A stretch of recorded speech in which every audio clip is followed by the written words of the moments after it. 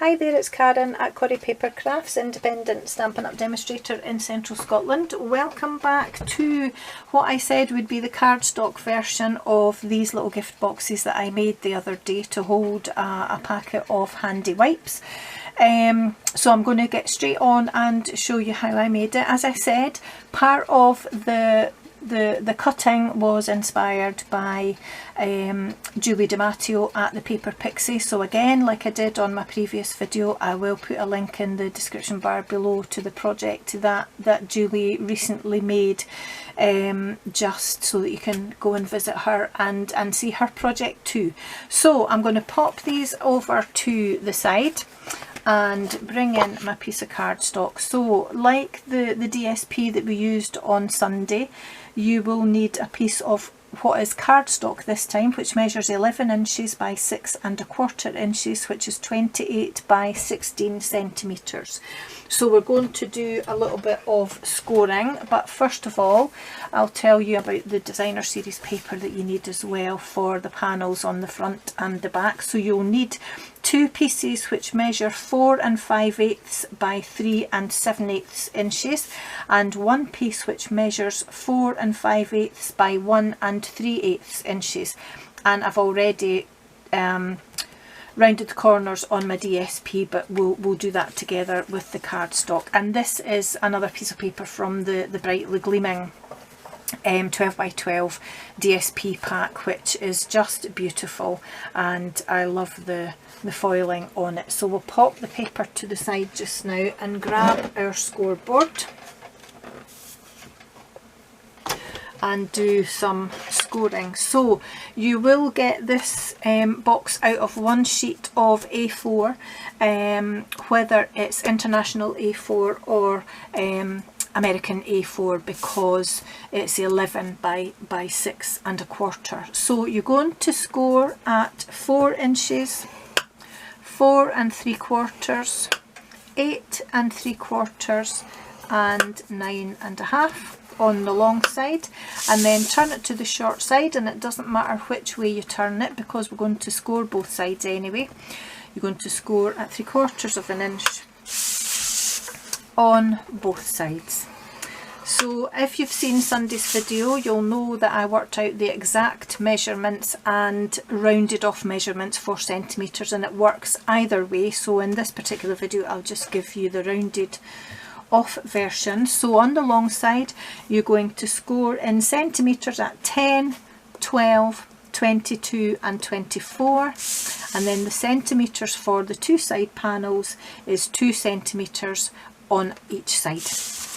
Okay, so let's get the scoring board out of the way and do some folding and then some cutting. So I'm going to grab my paper folder and just fold and burnish on all the score lines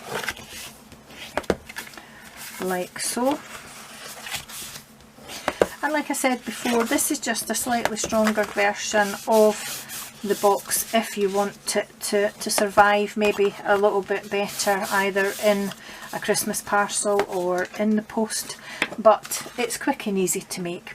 So we've got our 2 score lines on either side, and we've got 2 score lines here and 2 score lines here. So the larger section here is what's going to come up round the bottom of the box and form the front panel of the box, and then this smaller panel here is going to fold over, making the closure. So as I said before, I'm going to cut across these score lines on these sides here, but I'm going to cut the flaps this way.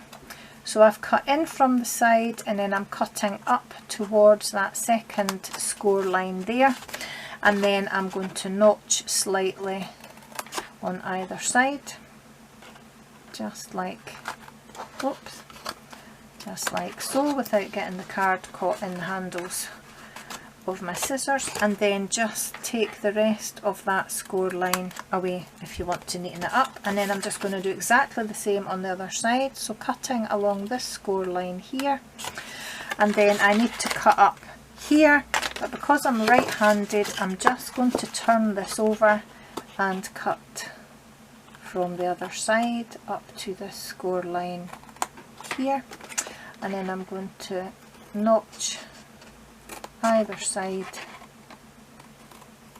like so, and then just take off any untidy edges if you want to.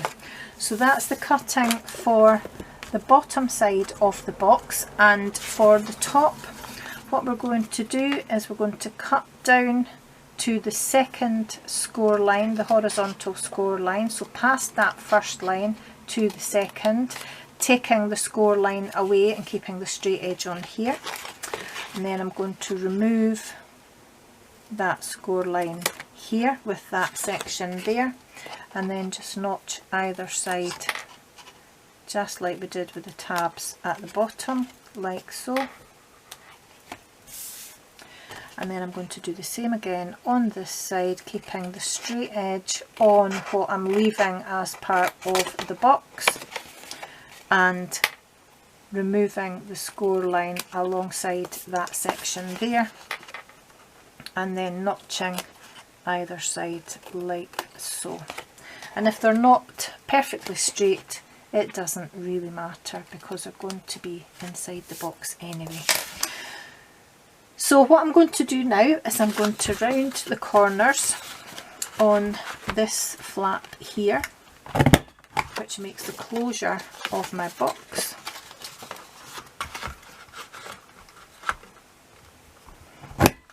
Like so. And then I'm going to add my pieces of DSP. So when this folds up to form the front panel of the box, it's going to be that way up, so I want to make sure that I stick my paper that way up as well. So I'm going to grab my liquid glue because it gives me a bit of wiggle room once I've put the paper on. So I'm just going to make sure that I get glue into the four corners so that it sticks like so, just a little bit in the middle. Be careful with DSP with foiling. If you're going to lay it down to put your liquid glue on, don't lean too hard because you'll find that it scores through onto your foiling, so you don't want to spoil it. There we are. And then again, looking at the back panel, this is the right way up. So it looks like it's the opposite way round to that, but it really isn't, trust me. So again, just making sure that I get glue in those corners. There we are. Turn it round and stick that on there. Did I already tell you that this was another sheet from the Brightly Gleaming DSP? I think I maybe did, but just in case I didn't. And then I've got this piece that's going to go on the flap here. You can add other panels onto the top and the side of the box if you want. I'm not going to, but I do have the measurements which I'll give you just in a second if you do want to add panels here and here. So I'll give you those just in a second once I've stuck this down.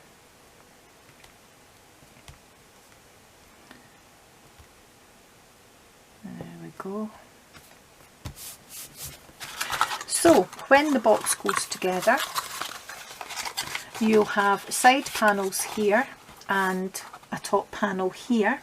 So if you want to add paper along the top panel, you'll need a piece of DSP which measures 4 5/8 inches by 5/8 of an inch, one piece, and then you'll need two pieces for the sides which measure 3 7/8 of an inch by 5/8 of an inch, just in case you wanted to do that. So I'm just going to add my tear and tape, and I better put the lid on my glue. So a little piece here just to hold that flap down on the inside of the box, and a little piece here just like so. and then these panels are the ones that are going to come up over the outside of the box. And actually I'm going to be brave and I'm going to try putting it together with my liquid glue so that I have a little bit of wiggle room to put it together. So wish me luck. Right, I'm going to take the backing off of these pieces of tape here, and again this folded edge is going to this straight edge to make the corner at the bottom of the box like so. And it's just a little bit easier to put together because it's cardstock, so you get a little bit more purchase than you do with DSP. And just make sure that's stuck down. And as you can see, those little tabs are on the bottom of the box so that when the wipes slide in, they're not going to catch on these top bits here. And then all I want to do is bring these edges over like so. So I'm going to do one at a time. So I'm going to add some glue here and just make sure I've got enough at those very edges and the corners without squishing out, because I don't want to make a mess of my box. And then this side comes up and folds over like so, and that's perfect. Can I tell you that this is the first time I have ever put a box together using liquid glue, because I've never been brave enough before. So I'm just going to give that a press down with my paper folder before I go and do the second side. And again, just keeping that part out of the way, I'm going to make sure I've got glue right round those corners without squishing it out. Just pull that away from the edge slightly. There we go, and just fold that together as well and just maneuver that into place if I need to. There we are.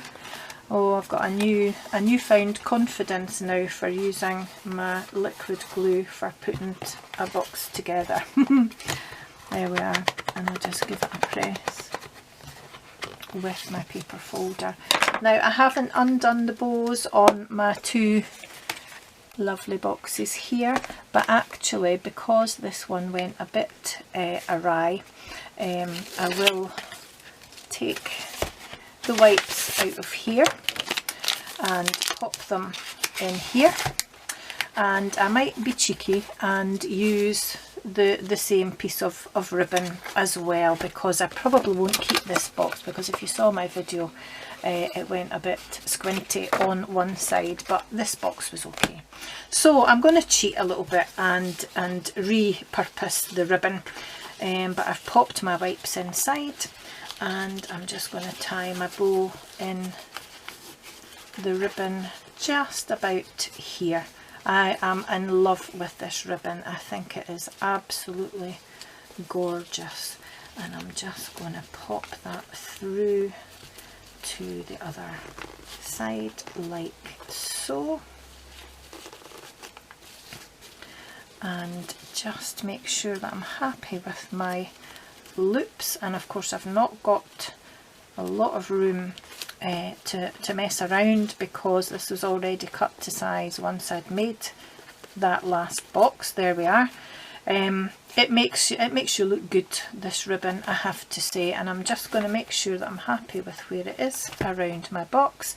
And ahead of time I did make, here we are, I did stamp, oh I can't get hold of it, I need to pick it up with my putty.